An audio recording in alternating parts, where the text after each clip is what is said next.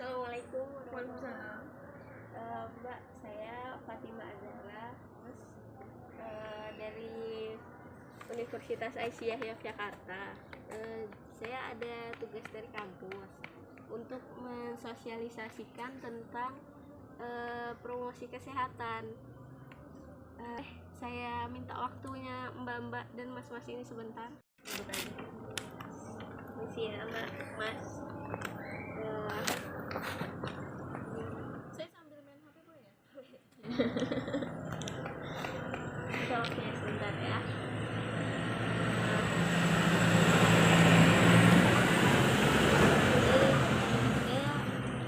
Ini akan menjelaskan tentang apa sih fisioterapi itu. Lalu apa sih fungsi fisioterapi itu dalam masyarakat seharian, di dalam keseharian masyarakat. Lalu materi saya ini tentang autisme. Iya. Boleh Pak, saya mulai? Iya, boleh. Juga bagus nih. Di sini pengertian tentang apa sih fisioterapi itu. Fisioterapi itu adalah bentuk pelayanan kesehatan yang ditunjukkan kepada individu atau kelompok untuk mengembangkan atau memelihara dan memulihkan gerak fungsi tubuh sepanjang rangka kehidupan dengan menggunakan penanganan secara manual, peningkatan gerak, peralatan, lalu fisik, lalu ada elektrotrapetius dan magnesi dan fungsi-fungsi lainnya. Lalu profesi fisioterapi ini memiliki sebutan yang berbeda-beda Mbak, setiap negaranya berdasarkan bahasa dari negara masing-masing. Kalau di Indonesia sendiri disebutnya fisioterapi atau fisioterapis. Seseorang fisioterapis dapat membantu individu atau masyarakat dalam meningkatkan derajat kesehatan, mencapai kualitas hidup setinggi-tingginya melalui bentuk pelayanan promotif, preventif, lalu kuratif, lalu habilitatif dan rehabilitatif. Profesi dapat maaf Jangan gugup, Mbak. Memang kayak gini tuh nggak salah kuliah, bikin repot ya, Mas. Fisioterapi dapat menjalankan praktek pelayanan secara sendiri atau individu, ataupun bisa bekerja sama dengan fasilitas pelayanan kesehatan lainnya. Lalu ini masuk ke materi saya Mbak. Materi saya tentang autisme atau autisme spectrum disorder atau yang disingkat ASD. Apa sih ASD itu Mbak? Ya nggak tahu, saya kan nggak kuliah, Mbak. Dulu jangan dijawab. Lalu ini ada materi saya tentang autism atau autis spectrum disorder Mbak. Apa sih pengertian dari ASD itu? ASD itu singkatan dari Autism Spectrum Disorder, yang merupakan gangguan pada perkembangan otak Pak, yang ditandai dengan adanya kesulitan dalam melakukan komunikasi atau interaksi sosial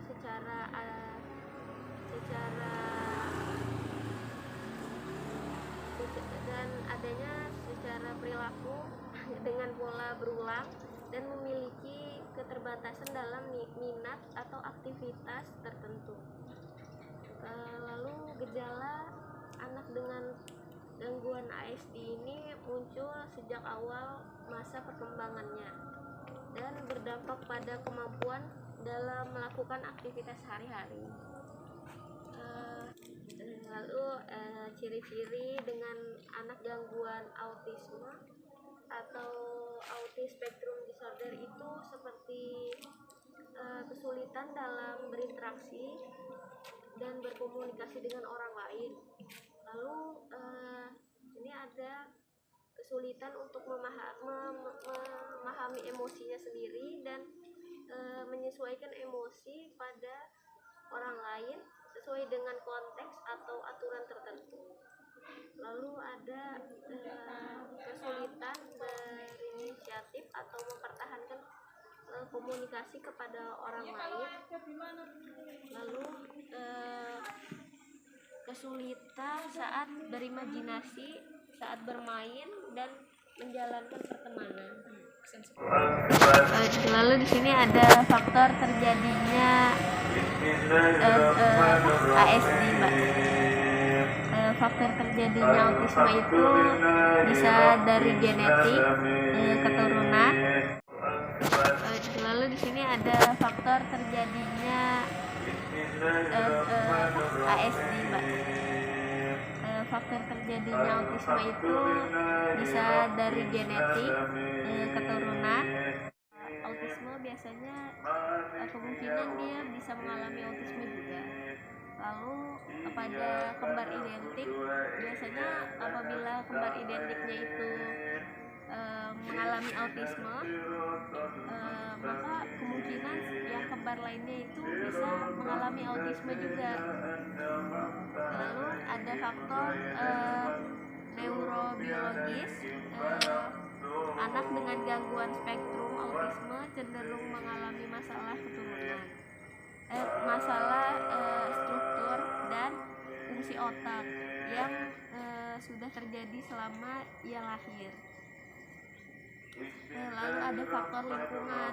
Faktor lingkungan, beberapa peneliti menyatakan bahwa faktor lingkungan ini seperti obat-obatan, makanan, lalu zat kimia dapat memicu gejala autisme, Mbak. Namun hal tersebut masih diteliti lebih lanjut. Lalu ada dampak dari ASD. Dampak dari autisme itu jarang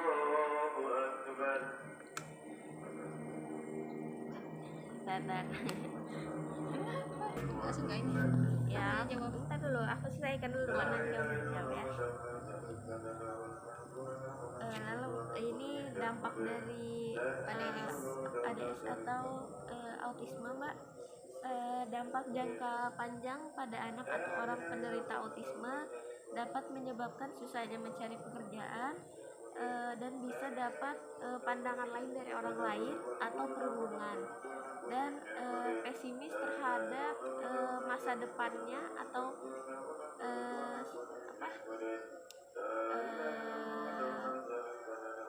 lebih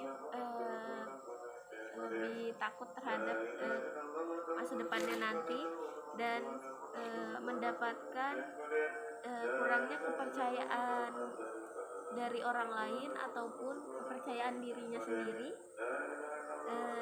Lalu dampak jangka pendeknya itu susahnya mendapatkan teman, dan dapat menimbulkan terjadinya depresi karena perkataan orang lain terhadap penderita autisme dari keluarga ataupun masyarakat sekitar.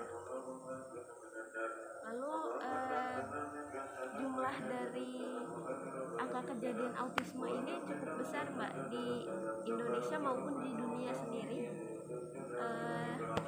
Di Indonesia sendiri diperkirakan penyandang autisme atau ADS. Lalu ini dampak dari ADS atau autisme, Mbak.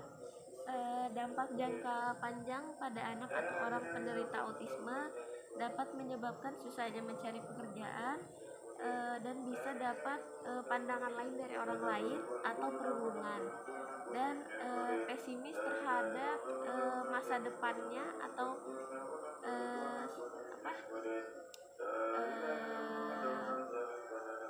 lebih takut terhadap masa depannya nanti, dan mendapatkan kurangnya kepercayaan dari orang lain ataupun kepercayaan dirinya sendiri. Lalu dampak jangka pendeknya itu susahnya mendapatkan teman, dan dapat